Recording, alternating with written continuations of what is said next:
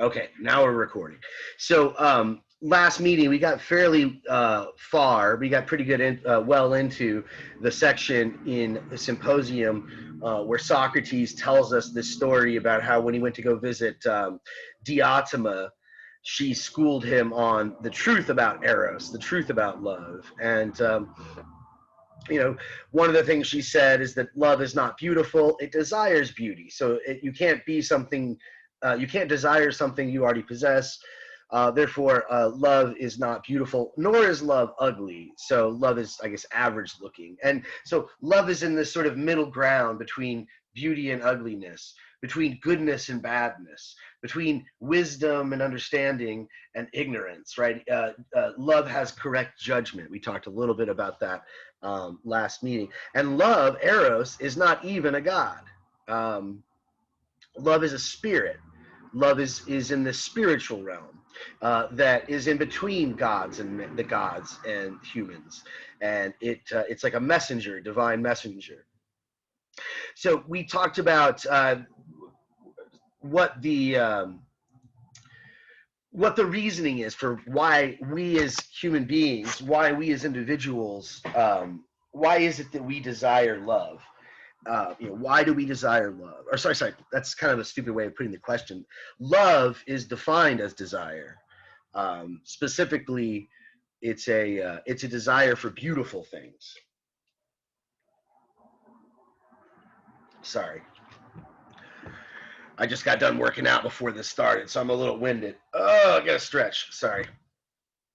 So love is a desire for beautiful things. And the question is asked, why do we desire beautiful things? What's the point? What do we, why do we love? Why do we have this emotion? Why does this touch our soul?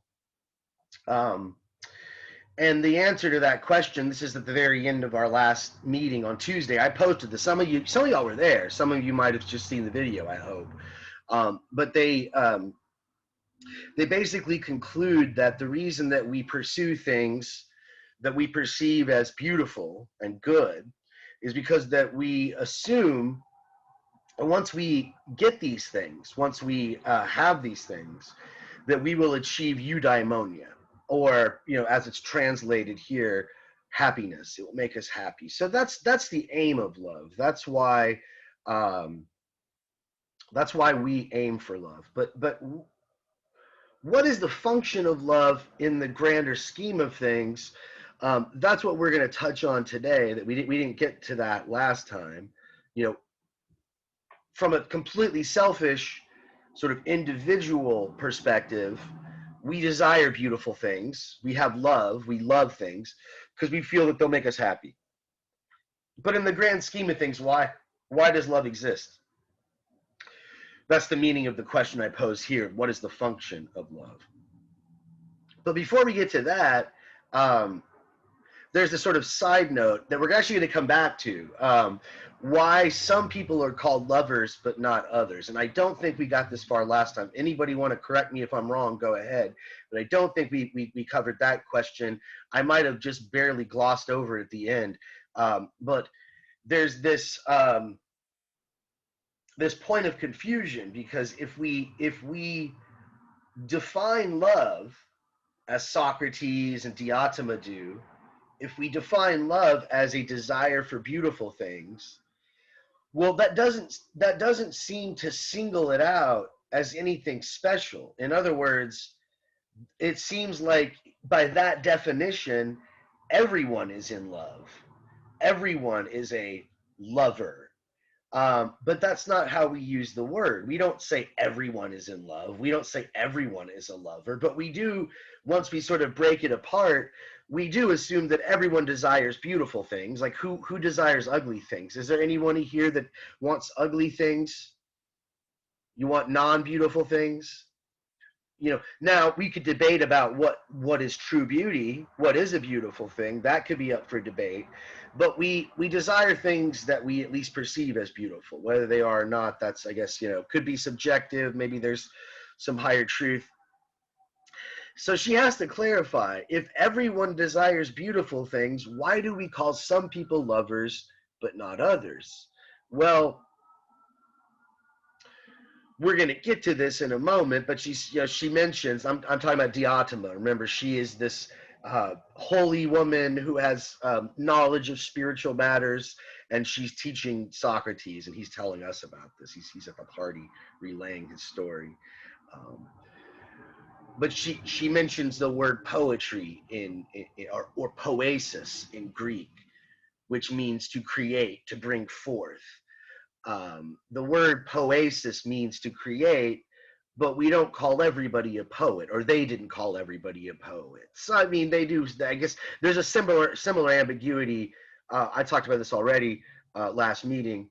There's a similar ambiguity in the English word artist. We typically, when we use the word artist, we're thinking of somebody who is painting, or a sculptor, or somebody maybe wearing a beret or something like that. But we can also use the word artist more broadly to talk about, culinary artists, martial artists, the artist formerly known as Prince, and so on and so forth. Same thing with the word poetry in Greek. And she's telling Socrates, same thing with love. In a certain sense, he's right. Everyone is a lover, given their definition. Everyone is in love. Everyone desires beautiful things. But the true lovers, the ones that deserve the actual title that we call true lovers, what makes them special? What makes them different from the rest? She doesn't get to this right away. The first thing she does is she mentions, she gets into the function of love in a broader sense. Why does love even exist? But, we're going to come back to that question of, what is true love, right? Who deserves to really be called a lover? But what do you think? Yeah, maybe you did the reading, and I'm curious if anybody has any thoughts on this. I typically, you might expect that even given their definition, love is a desire for beautiful things, even given the fact that that might apply to all human beings. You would think that maybe what they mean by lover in a specific sense, a special sense, a more proper sense, would be someone who actually is in a relationship, somebody who's in love with somebody else, somebody who's married or something. They're in love. They're lovers. But that's not where they're going with this. We'll find that out in just a moment here when we get to the grand finale. But anybody have any comments? Where do you think they're going? What's a true lover versus, just a general view? No guesses. I'm not seeing anything. I'm not hearing anything. So I guess I'll just leave it. Well, how about the second question before I give her answer? What is the function of love? Even if you didn't do the reading, you might just sort of guess. Why does love exist in the universe? What is the point of it? Why is it there? If you were creating the universe, why would you put love in it? Or, I guess that's sort of a theological way of looking at it. If you were the creator, if you were God, why would you make love a force? Why would you make love something that exists? Why not have a universe without love? But you could also ask it from a scientific perspective, I suppose. You could, I get evolutionary biologists could ask, what is the function of love in an evolutionary sense? Does it serve any purpose for survival? Or anybody have any ideas on this? Why does love exist? What does it serve in the grand scheme of things?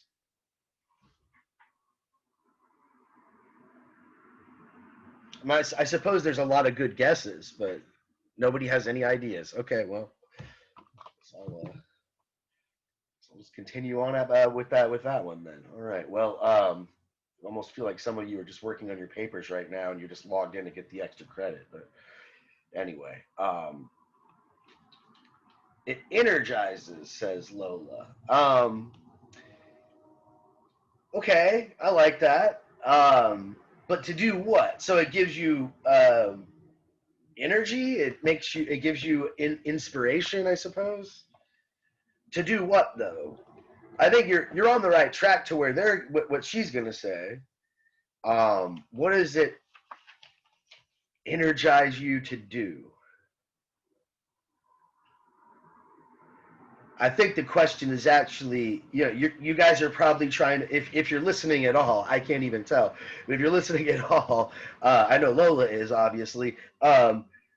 You might. I guess you would say, Professor, I'm sorry, excuse me. I guess you would say it's some type of motivation. It gives you that sense of feel, that sense of being. So it gives you maybe like meaning or significance in your life when you fall in love with somebody that might become your first. I don't know about that. Yeah, well, I still think, yeah, I don't know about that either, but I still think that even with the energizing thing, you're still kind of. I guess you would say. I guess you would say like the endorphins. It's And how might that be good from, like, let's say, an evolutionary standpoint? Oh well. Like, how would that help you? How would that help you as a animal, or how would that help your species? Oh wow. I think you're probably trying to think of way too deep an answer. It's actually a lot more straightforward. Okay, a connection. To do what? I guess to connect with the. What do you normally do when like in the grand scheme of things, in the natural order? I'm loving. When you love something, why do animals love each other? They have this feeling too. Why it draws these animals together, not just humans, but lions, tigers, and bears. Oh my! What does it do for them? I guess a connection, a communication, a closeness. Right. But again, I think you're still thinking about, like, on the level of the individual animal. I'm thinking about on the level of a species. Okay. What does it do? Well, I guess maybe. So I guess it deals more with your emotions. Well, certainly, right. I think that's part of the point of him mentioning it's in the spiritual realm, or she, right? That she. Okay. Diotima tells us that love is a spirit. And so maybe it's more like a bonding, like a bonding, like you're bonding. You're almost there. You're so close. Almost you're so there. Close. Okay. Yeah, but what do you bond for? What do you bond for? You pair in a bond. What do you? Okay. Then what do you do? Sexual. Yes. Okay. But what's for the point of sex besides just having fun? I guess. Human beings and dolphins are the only animals that have fun, that have sex for fun. They're the only animals that actually just do it for fun. Thank you. I guess it's like Professor, I guess it's like an attachment. What did he say? Yes, she said to procreate. To procreate. Procreate. Yeah. Okay. Yeah. So just that kid. Again, I think you guys were looking for too deep of an answer. It's like, yeah. I mean, I think all the stuff you were saying actually kind of ties into the first question. Why do we desire beautiful things? Why do we feel this emotion of love? It brings all this positive stuff to us. It makes us happy, fulfilled. It energizes us in our life. It gives our life meaning. But we're asking the question, why does it even exist in the universe? Like, what does it do in the animal kingdom and the human kingdom? And the way she describes it's a little bit more vague, but Desiree kind of hit right on the head. To procreate? Yeah, to have kids. Well, as she puts it, to give birth in beauty. Let me find the passage here. I think it's page 51.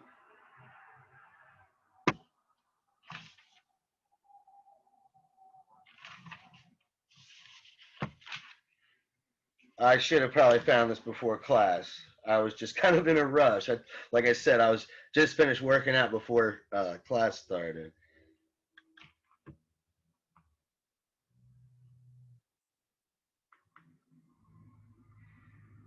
Well, I'm not finding the first. There's a few passages where she uses this phrase, to give birth in beauty, whether in body or in soul. And on line 206C, she kind of explains what she means by this. And really, I think, Desiree, procreate is probably the good way to put it. But it even goes deeper than that, because I guess procreation, just to get, to have a baby, to have offspring, that's the more literal understanding. And she does mean that, to give birth in body. but also to give birth in soul. That's not quite clear what that means, so we'll have to sort of explain. But let me read the passage, but first let me write this phrase down. I couldn't find the first occurrence of it. I thought for some reason it was there on page 50, but I was wrong. But she basically says, the function of love. Why does love exist? What is its purpose? It's to give birth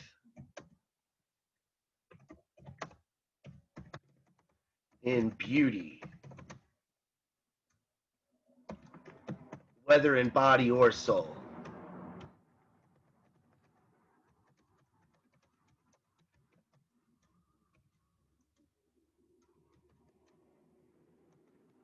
So again, let me read this passage where she somewhat elaborates on this. So we are drawn towards somebody, as you put it, Lola, it energizes. There's this energy that draws us towards them. But once we bond with them, once we become, the couple, we couple together, we merge our talents or whatever, we merge our bodies, right? We bump uglies, whatever. We give birth, right? We give birth to something new. We give birth in body and soul. She says, this is on page 53, line 206C. She says, all of us are pregnant, Socrates, both in body and in soul. And as soon as we come to a certain age, we naturally desire to give birth. Now, no one can possibly give birth in anything ugly, only in something beautiful. That's because when a man and a woman come together in order to give birth, this is a godly affair. That passage, I just thought, that's kind of like the earlier speeches seem to promote the homosexual relationship as the best. This seems to make the male-female relationship, I don't know, that's arguable, but it seems like this passage puts that at the top of the hierarchy, that it's a beautiful thing when man and woman come together to give birth. That's a godly affair. Pregnancy, reproduction, as Desiree puts it, procreation. This is an immortal thing for a mortal animal to do. I love that phrase. That's kind of poetic. It's an immortal thing for a mortal to do, right? Pregnancy, procreation, giving birth. It's an immortal thing, right? Pregnancy has always been. Ever since there's been life, there's been birth, right? I don't know which came first, chicken or the egg or whatever, right? But it's a part of all existence, always will be, always has been. So as mortal beings, as beings who only have this one life on this planet, we participate, right? It's an immortal thing for a mortal to do. And it cannot occur in anything that is out of harmony. But ugliness is out of harmony with all that is godly. Beauty, however, is in harmony with the divine. Therefore, the goddess who presides at childbirth, she's called Mora or Elelethua, is really beauty. That's why whenever pregnant animals or persons draw near beauty, they become gentle and joyfully disposed and give birth and reproduce. But near ugliness, they are foul-faced, draw back in pain, they turn away and shrink back, and do not reproduce because they hold on to what they carry inside them. The labor is painful. So we're all pregnant, she says, both in body and soul, okay? And it's pretty obvious what she means by, when we come together and we actually have kids, that's pretty obvious. That's giving birth in body. But what could she possibly be telling Socrates when she says that we give birth in soul? Desiree asks a question here in the comments. She says, so she's saying true love is giving birth? Yes, I guess so. I don't think it's obvious, but that might be part of it. It's giving birth to, it's debatable. Again, it's not obvious. It's always going to involve giving birth, whether or not it's giving birth in the way that we think of it or in this other way that we haven't really discussed yet. What the heck does it mean to give birth in your soul? What does your soul give birth to? We understand the body, right? A man, woman come together they have sexual, union, and then there's, the baby is born. 9 months go down the road, the baby's born. That's like pretty much straightforward. What the heck is somebody talking about when there's another kind of birth? There's another kind of birth that we can give. There's another thing we can create or give birth to. That's not given birth to by our physical body, but given birth to by our soul. And we might be drawn towards another soul and come together with that soul, and together what can we create with another soul, with somebody else? It's not a physical thing, perhaps. What does our soul give birth to? Any clues here?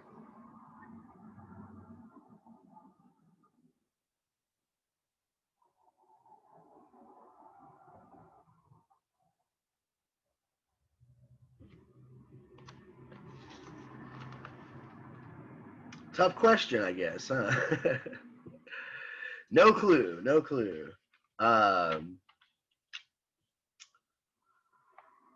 Let's look at page 56, see if that helps us a little bit. There's a passage on, what is it, line 208E.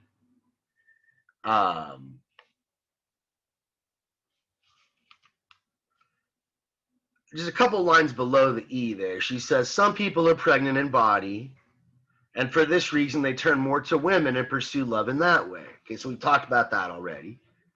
Providing themselves through childbirth with immortality and remembrance and happiness, as they think for all time to come. Yeah, remember that love is neither mortal nor immortal, so it seeks immortality. How does it get it? I guess you get it somewhat through childbirth. You give birth to your offspring, and you live on through them. Even though you die, your lineage lives on through them. So it's one way you can partake in immortality. But it's not as good. Like your question, Desiree, is true love is giving birth? I think, and again, this is not obvious. I think true love is giving birth to things of the soul. We still haven't answered the question: what does the soul give birth to? I know humans give birth to other humans, and animals give birth to other sort of animals. But how does the soul give birth to whatever? Is it spiritual? She asked. Yeah, kind of. It's created by the spirit, but what would that be? We still haven't really got clear about what a soul creates. So she says again. Let me start over. Some are pregnant in the body. For that reason, they turn to women. They pursue love in that way, providing themselves through childbirth with immortality and remembrance and happiness as they think for all time to come. While others are pregnant in soul, because there surely are those who are even more pregnant in their souls than in their bodies. And these are pregnant with what is fitting for a soul to bear and to bring forth. And what is fitting? Wisdom, okay? That's the answer. It brings forth wisdom and other things too, but that's the first answer, right? Wisdom, right? The soul, two souls meet, they discuss truth, they discuss virtue, and then they come to answers. They come to the truth. They become wise. So wisdom and the rest of virtue, which all poets beget, as well as all the craftsmen who are said to be creative. Two craftsmen get together. They decide to discuss their craft. They come up with innovations, new ideas, new ways of innovating and creating their whatever, maybe they're a carpenter. Now they know how to build something with better sound structure, whatever.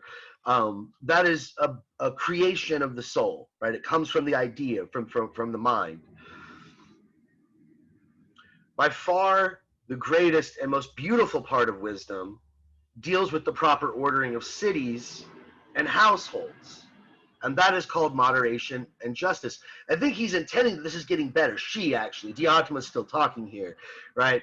So we start with the wisdom, and the rest of virtue, what the craftsmen talk about. That's sort of where we start. After that, ordering the cities, what deals with justice and moderation. That's the sort of, somebody has a beautiful soul and is able to govern the populace and bring them justice and moderation and a just society.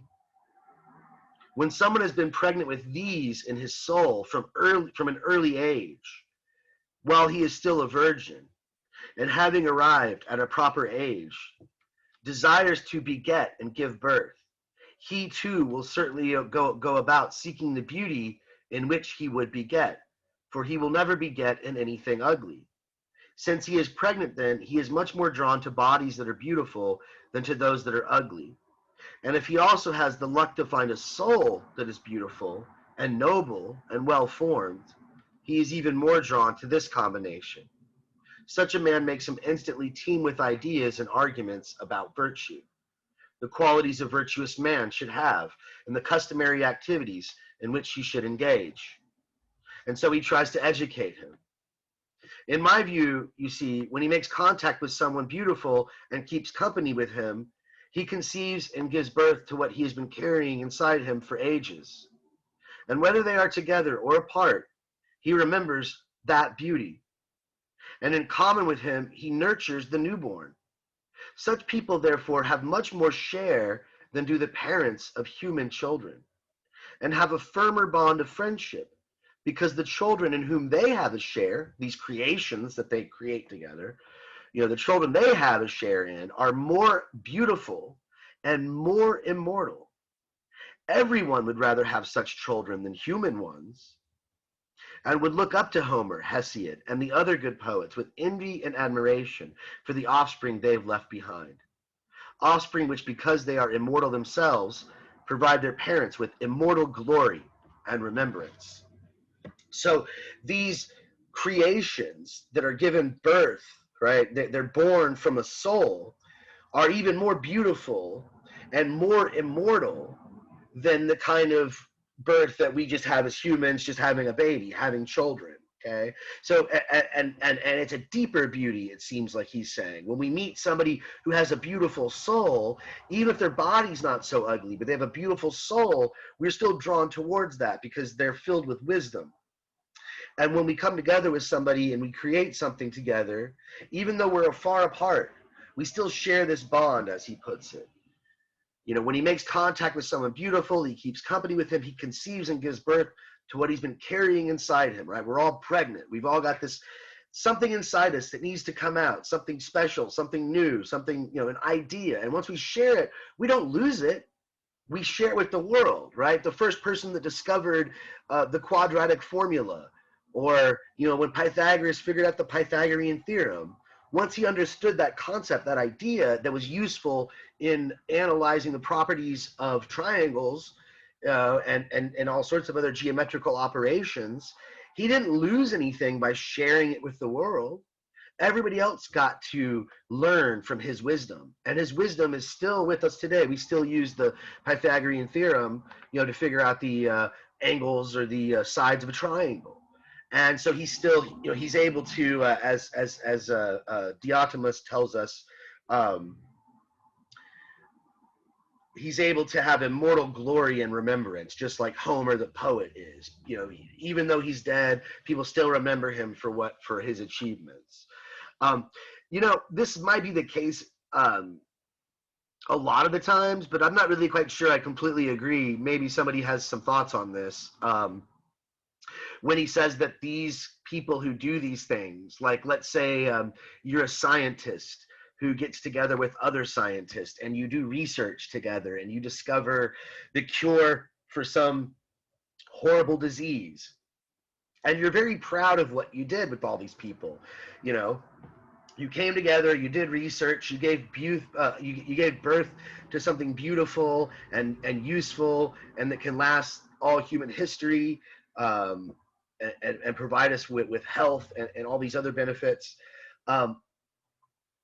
Is it necessarily the case, though, if you did that, if you were on the team that discovered this, that you would cherish that child, for lack of a better word, that discovery that you made with your friends? Would you cherish that and be more proud of it than your own children? I don't know. I think some people may be. Maybe there are these people that, like, their career is the focus of their life. And so when they are able to, if you're a mathematician and you're able to solve this equation that no other mathematician's ever been able to solve or whatever, that you're going to be more proud of that than your own family. Like if you have a couple kids that grew up. I don't know, maybe sometimes that's the case, but I don't know if that's always the case. He seems to be assuming, you know, these offspring, these spiritual offspring, which are, again, this is debatable. They are the product of true love. You know, Desiree was asking, is true love giving birth? I don't know. I think maybe it is. Maybe it's both. She's not clear about that. She seems to say, and I think Socrates is with her on this, and Plato is with her, that this spiritual birth is better. It's definitely better. It's a higher kind of birth. It gives birth to ideas, to spiritual truth, to wisdom, and that lasts longer than any physical offspring, some kids that you might have. So it's definitely better, but whether or not the first one does that disqualify it from being true love? I don't think it's very clear. But if I had to guess, I'd have to say no to your question, though. I'd have to say, yeah, that's still not the higher love. That's still, the higher love is this one we're talking about now, the spiritual, you know, the two souls giving birth. But it's highly possible that that it all applies. That, you know, you're properly a lover when you give birth, period, whether it's to something tangible or intangible. Now she's going to teach Socrates, and this is sort of how we're going to end things. I'm not going to really read much further than this, so we're almost done, so bear with me here. She's going to teach Socrates how to be a proper lover. And this is why I kind of go with my interpretation that Desiree, no, it's not. Giving birth in the body is nice. It's good. It's a godly thing, as she says, but it's still not as good. It's not as immortal as giving birth through ideas. And the reason I think that I'm right about that is this advice. She tells Socrates the proper way to go about love. This passage I'm about to read, it's the famous ladder of love passage. You might find, you know, YouTube videos on Plato's ladder of love. In fact, maybe I should get a new slide going here because I'm going to probably want to fill out some stuff. Right, so we're going to start at the bottom with a very deficient notion of love, which is fine. You got to start somewhere, and you're going to be pretty young, I guess, when this occurs. Let's see. I definitely want a bunch of rows and a bunch of columns. I don't know how far this is going to go, but okay. So let's say we start at the bottom here. I'm going to fill this out after I read the passage. But she's going to say, this is on page 57, line 210b. She's going to say, look, if you want to do this right, Socrates, if you want to ascend to the highest form of love and to experience true beauty, this is how you're going to do it. And so this is her advice to all of us and to Socrates. And this starts at the bottom of page 57, line 210b. It's actually a couple, 2 or 3 lines above that B. She says, a lover who goes about this matter correctly must begin in his youth to devote himself to beautiful bodies. And that's kind of surprising, right? So you're going to start with beautiful bodies. That's sort of kind of vulgar. I thought we were saying that the beauty of the soul is much better than the beauty of the body. Well, again, this is just the beginning. We're going to ascend here. All right. First, if the leader leads aright, he should love one body and beget beautiful ideas there. Then he should realize that the beauty of any one body is brother to the beauty of any other, and that if he is to pursue beauty of form, he'd be very foolish not to think that the beauty of all bodies is one and the same. When he grasps this, he must become a lover of all beautiful bodies. And he must think that this wild gaping after just one body is a small thing and despise it. Okay, so maybe I should actually move this one up here to, let me put it in this column. So we're at the bottom here. When we're very young, I guess, we fall in love with one body, right? we're still physical, right? We're still in the sort of physical realm.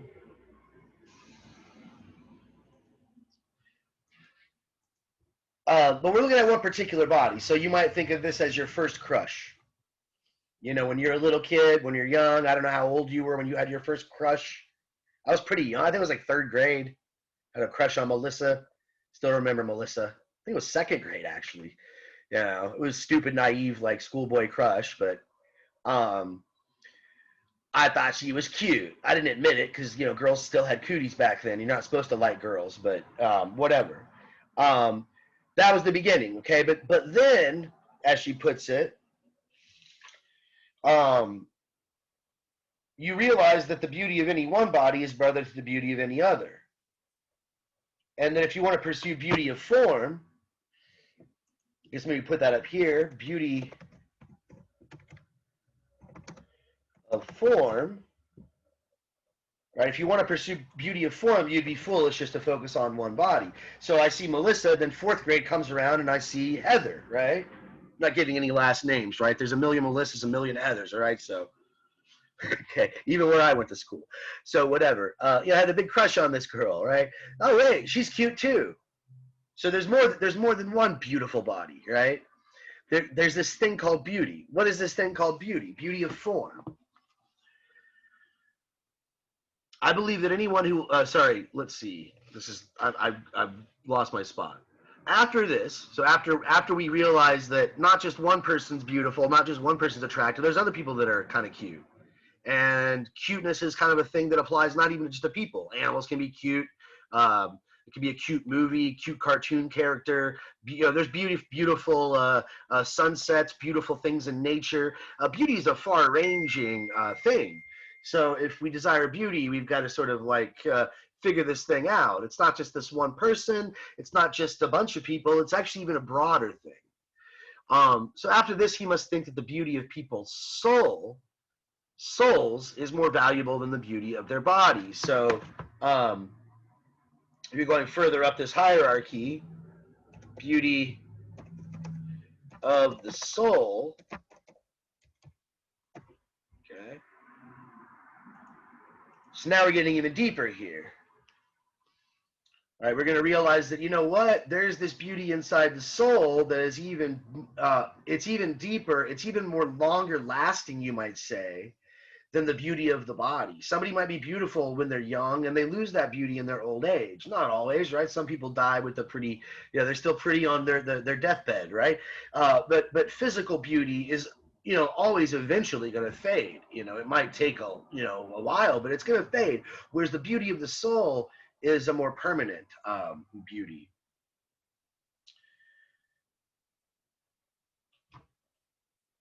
So if someone is decent in his soul, even though he's scarcely blooming in his body, our lover will be content to love him and care for him and to seek to give birth to such ideas as will make young men better.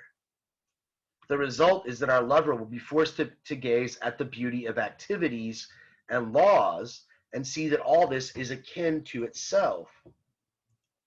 Okay, I guess I didn't make enough columns. Beauty of activities and laws. So that's an even higher form of beauty. Let me see if I can insert. Okay, cool.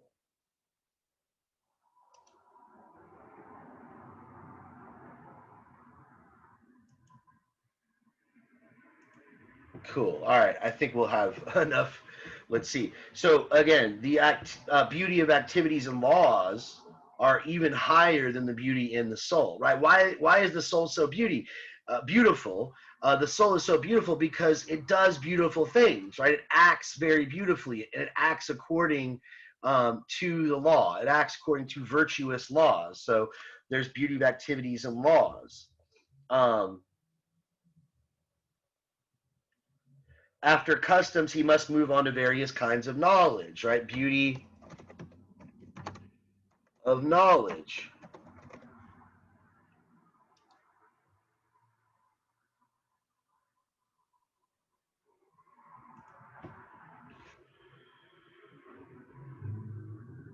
The result is that he will see the beauty of knowledge and be looking mainly not at beauty in a single example as a servant would, who favored the beauty of a boy or a man or a single custom, but the lover is turned to the great sea of beauty, and gazing upon this, he gives birth to many gloriously beautiful ideas and theories in an unstinting love of wisdom, philosophy, until having grown and been strengthened there, he catches sight of such knowledge, and it is the knowledge of such beauty.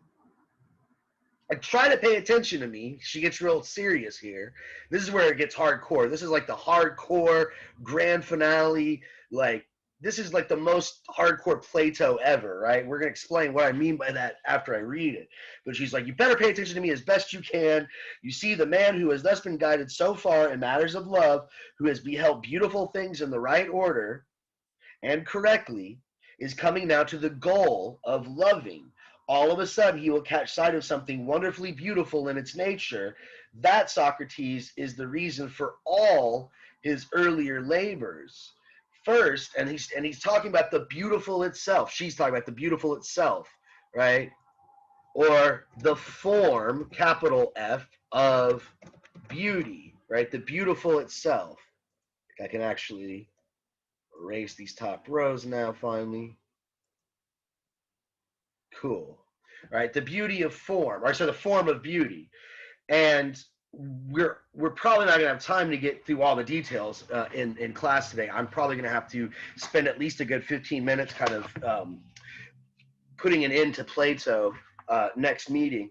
But this is Plato's description of the form of beauty, and Plato is famous for his theory of forms. So let me read this passage.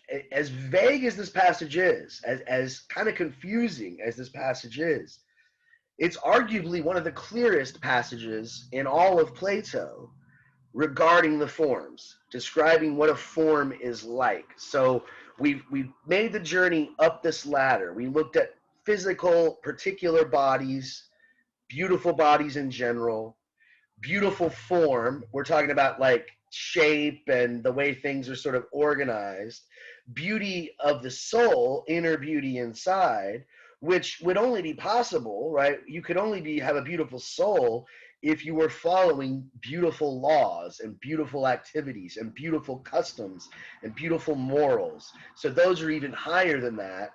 And then the beauty of knowledge, right? Scientific knowledge, mathematical knowledge.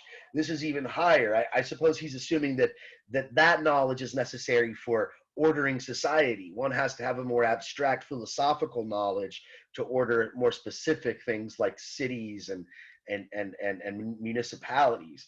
But at the top of the pyramid is this form of beauty, which is sort of encompasses it all, right? The beautiful itself.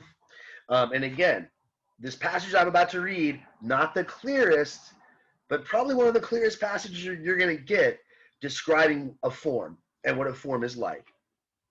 First, it always is, and neither comes to be nor passes away, neither waxes nor wanes. So it doesn't change. It doesn't come to be or pass away like our body does, our physical body. We might have a beautiful body, but that body, it's physical. It's growing old. It's in a process of, regeneration and it metabolizes stuff, but eventually it's going to decay. Eventually it will die. It's not forever. This beauty is not like that. This beauty is absolute. It doesn't wax or wane. It doesn't increase or decrease. It's not beautiful this way and ugly that way. It's not like something where if you look at it from a certain angle, it doesn't look quite right, but if you look at it from another angle, it looks quite right. Its beauty is not dependent on a perspective. It's not beautiful it's not beautiful at one time and ugly at another. So it's not changing, so it wouldn't change its from beauty to ugly. Nor beautiful in relation to one thing and ugly in relation to another. Nor is it beautiful here but ugly there, as it would be if it were beautiful for some people and ugly for others. Nor will the beautiful appear to him in the guise of a face or hands or anything else that belongs to the body. So it's not physical, It doesn't appear. It's not a part of appearance. It's a sort of abstract beauty. It's this kind of beauty that is not able to be measured or seen with our perceptions. It's actually a kind of beauty that can only be understood with our intellect, with our soul. It will not appear to him as one idea or one kind of knowledge. It's not beauty that you find in painting or beauty that you find in horse breeding. That's an example he uses a lot. Or beauty that you find in sculpting. Or it's just doesn't apply to one particular type. It's all encompassing. It is not anywhere in another thing. It's outside of space. It's outside of time. So it's outside of a thing.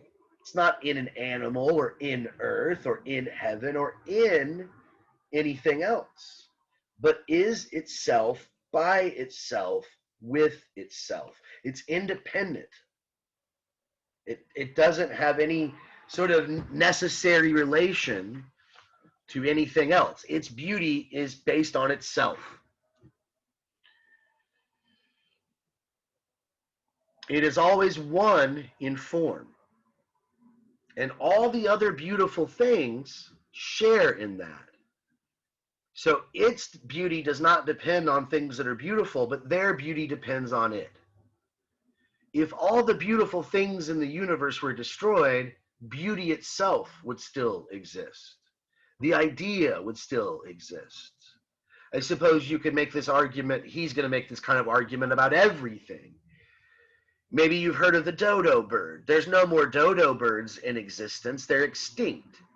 But the idea, the concept of dodo bird, if there is such a thing, that still exists. We can talk about what a dodo bird is. We can say things that are true about that species of animal, even though the physical animal is not even there anymore.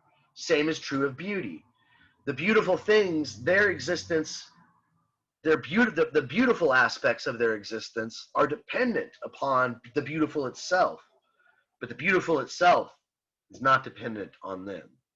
Right? All other beautiful things share in that, in such a way that when those other things come to be or pass away, this does not become the least bit smaller or greater, nor suffer any change. If you destroy all the beautiful things in the world, physically beautiful things in the world, you don't destroy beauty itself, says Plato, says Diotima, I guess, to be technical here. So when someone rises by these stages, right, you climb the ladder of love correctly, through loving boys correctly, and then begins to see this beauty, he has almost grasped his goal. This is what it is to go aright, or be led by another into the mystery of love. One goes always upward for the sake of this beauty, starting out from beautiful things and using them like rising stairs, from one body to two, and from two to all beautiful bodies. Then from beautiful bodies to beautiful customs, and from customs to learning beautiful things. And from these lessons he arrives in the end at this lesson, which is learning of this very beauty. And beauty's got the capital B to sort of indicate this is the form of beauty. This is that universal beauty.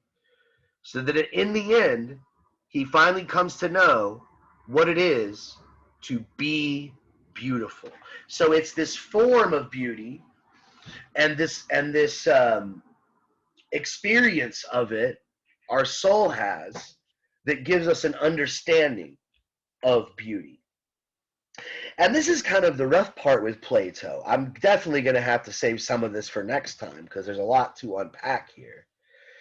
But this is kind of the weird thing about Plato, is that even when we're at the lowest level here, when we're looking at like our first crush, and that's the first time let's just say that's the first time we're drawn towards something that we consider beautiful, the only reason we're able to recognize it as beautiful, even though strictly speaking, it's not true beauty, it's not this form of beauty, our understanding of it is predicated, is made possible by our understanding of the beautiful itself. And so Plato is going to make this argument, and again, we're probably not going to have time to get through all the details today. I've only got about 10 minutes left. And Plato is going to say that what are forms, and we'll talk about that in a minute, but what forms do, what the concept of beauty does, is it allows you to see things that are beautiful as beautiful. When you recognize a beautiful body, or beautiful bodies in general, or a beautiful soul, or beautiful activities and laws, or, the beauty of knowledge.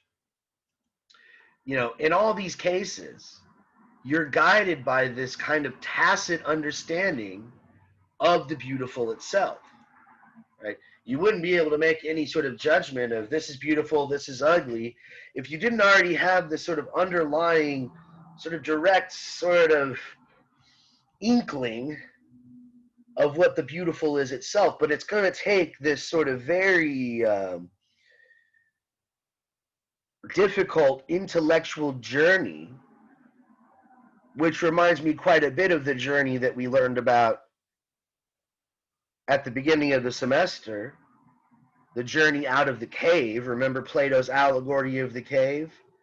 We have to take this journey and eventually detach ourselves from the physical, each level getting more and more spiritual, more and more detached from our body, from bodies in general, until we come to this purely intellectual realm where we encounter pure form, where we encounter things like the beautiful itself, the good itself, and other such things. So what the heck is a form, right? What are we talking about when we talk about form?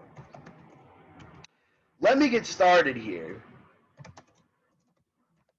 trying to describe briefly as I can Plato's theory of forms, because this is basically what's being advocated for here, I think, in the Symposium. We don't get this till the very end. We kind of have to wait for the grand finale, but there's hints of this throughout the dialogue, really. When we get to the end, that we finally know what true love is, what true beauty is, kind of vaguely. You might notice in that passage that I just read about beauty, he doesn't say a lot of things that are very tangible about it. In fact, he almost just says things that are not true. It's not beautiful from this angle, that angle. It's not beautiful because this guy thinks so or that guy. It's not, they're all kind of negative. They're like, well, this is what it isn't. But he never really says much that's positive about it, except for very vague stuff. It's by itself, in itself. What the heck does that mean? Right? It's so vague. But this theory of forms, right, that I'm just going to kind of scratch the surface of, and really, because this is an intro class and we've been on Plato for so freaking long, I'm not going to spend as much time as I probably should on this theory. But this is a metaphysical theory. It's been a while, I think, since I've actually used that word metaphysics. But Plato's theory of forms is a metaphysical theory. Remember, back to like first day of class, we talked about what metaphysics is. Metaphysics is, I don't remember the exact definition I gave you on day one, but it's, studies or it's the philosophical examination of questions concerning reality.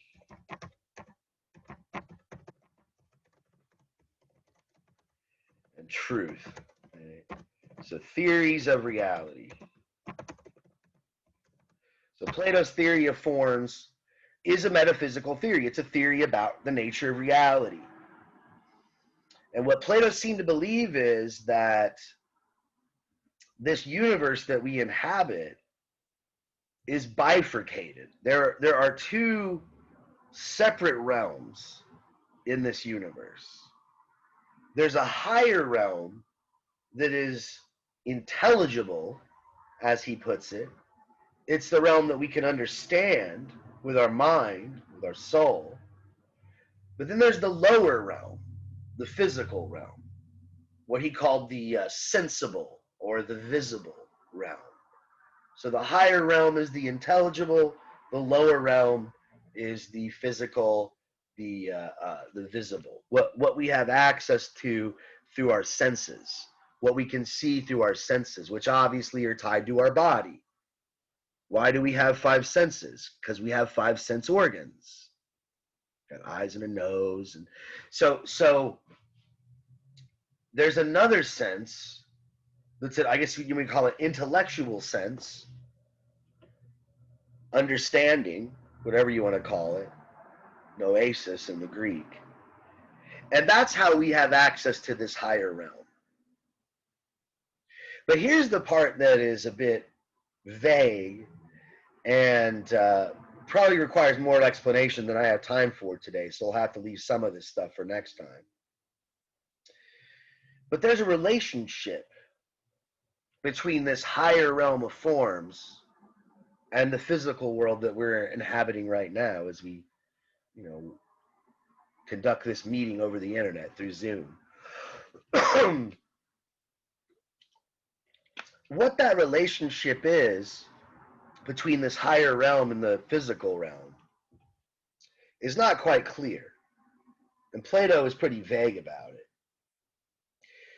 But he seems pretty insistent, as is evidenced in the passage I just read. He's pretty insistent that this higher realm of forms, this intelligible realm that's not able to be seen, but only able to be understood, he thinks that this higher realm is the cause of the lower physical visible realm. And so in this passage, when he says, let me get back to the page here, he writes, he has Diotima tell us that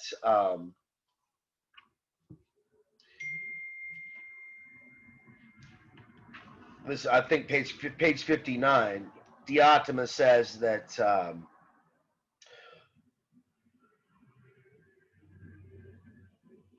all other beautiful things share in that, in such a way that when those other things come to be or pass away, this does not become the least bit smaller or greater, nor suffer any change. That's not what I was looking for. That's close to what I was looking for, right? But the point is that the beauty of beautiful things, it depends upon the beautiful itself. What causes beauty in the physical world is this form of beauty. The form causes the thing itself. I think what we'll do next class is I'll start class with the allegory of the cave, because it's been so long since we covered that. I think it was like the second meeting that we were at. That's so long ago. So I'll review that briefly, and that will be a good way of, I think, kind of understanding Plato's theory of forms and his metaphysics. I don't have time for that right now because we're like 4 minutes before we got to cut it loose. But if you do remember that story, you might remember how in the cave, the prisoners were always staring at shadows on the wall. Eventually, one of the prisoners escapes and is able to see the puppets and the fire, the bonfire, and finally is able to see what is causing the shadows. Before that, the prisoner thought that the shadows were reality. The prisoner thought that those shadows on the wall were what was real. They weren't able to turn their head around and see the cave. And so this is a similar problem that we have. We tend to believe in the physical. We tend to think that what we see through our senses is what's real. But for Plato, that's always changing. That's always shifting. It's always in flux. And so we can really have no stable knowledge of the physical world. It's always changing. The true knowledge is of the intellectual. So we need to get out of that cave. But also remember this in part of the story, the shadows are caused by the puppets. They're caused by the fire. That's what's casting the shadows on the wall. And as we get further and further out of the cave, just like I guess in this analogy, as we get higher and higher up the ladder of love, we get closer and closer to this intelligible realm. And this relationship that we saw between the fire, the puppets, and the shadows is maintained all the way up the ladder, all the way up this hierarchy. Well, what does that mean?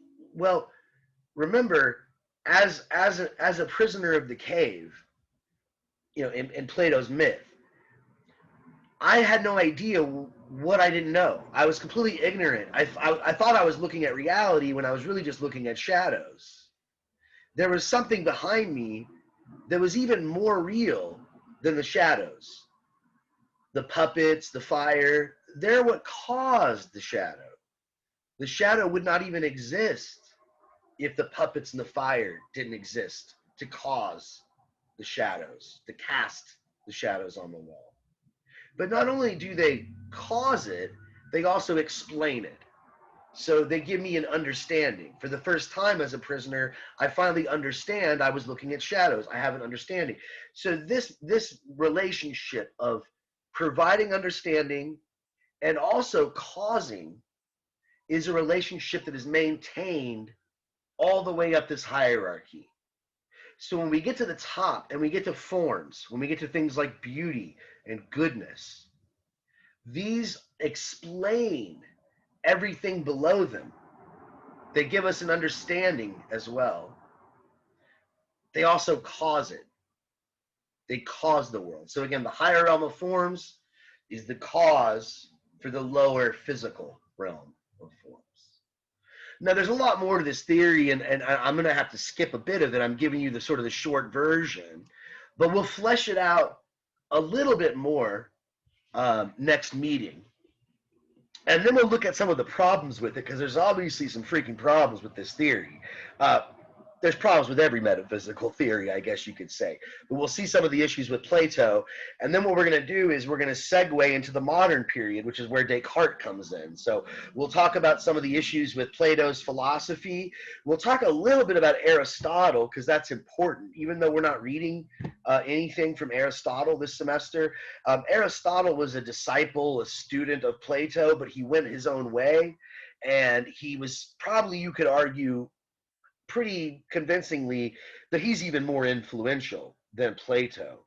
And when we get to Descartes and we get to the early modern period in philosophy, much of that stuff, much of the early Enlightenment and all that, the early moderns, they were responding to a lot of Aristotelian thought, a lot of science, at least it was considered science back then, science that was based on Aristotle, based on Aristotle's metaphysics, his basic principles. So I don't want to get too much into Aristotle because we're already so behind on time, but we have to at least talk a little bit about him and then segue into Descartes. So what I said at the beginning of class still holds.